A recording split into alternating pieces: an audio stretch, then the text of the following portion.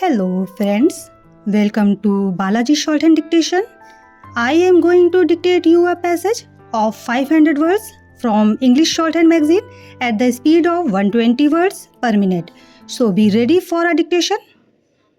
1, 2, 3, start.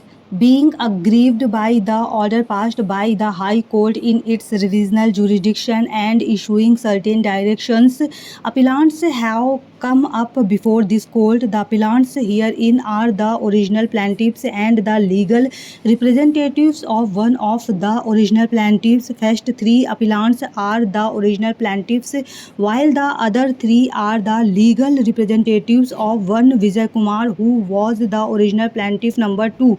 During the pendency of this appeal, appellant number 1 did on 28 November 2007, wide order dated 25 March 2008, his legal representatives were brought on record. They filed a suit for perpetual injunction against the respondents/defendants, whose defense was that the appellants/plaintiffs were encroaching upon the portion of land which they alleged to have purchased and which is adjacent to the land in question. The location, identification, and plaintiff's title and possession over the suit land was not controverted by the respondents/defendants in their written statement. Two issues came to be framed, and subsequently two additional issues also came to be framed, and ultimately the suit was decreed after about 14 years of its filing by the Court of Sub-Judge Srinagar.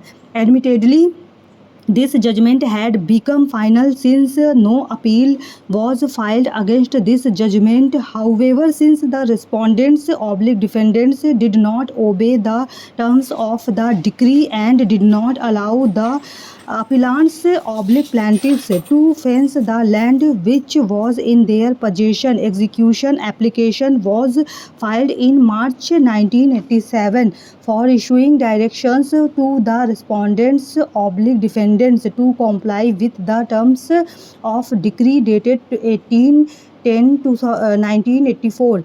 An objection came to be raised by the judgment debtors before the executing court that the decree was unexecutable since the identity of the land in respect of which the decree was passed was itself not established.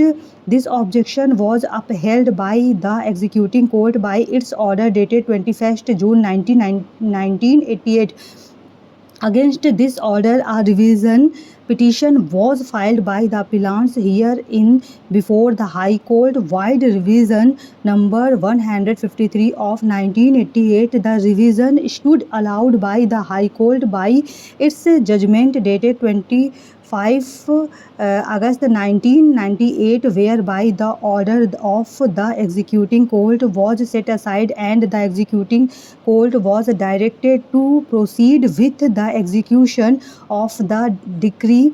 The High Court had observed in the judgment that the executing court had not taken any steps to identify the suit land, though the factors like extent and limits of the suit land were available. Therefore, it was recommended that a commissioner should be appointed for local investigation, and if required, the oral evidence also could be taken. The High Court further observed that even the site plan, coupled with the permission of Srinagar municipality to raise the wall accorded to the decree holders for fencing or walling of the suit land, was not taken into consideration, and it appeared that the executing court had gone by whatever had been raised and stated by the judgment debtors alone, without arriving at an independent decision regarding executability of the decree in totality of facts and circumstances of the case. Stop.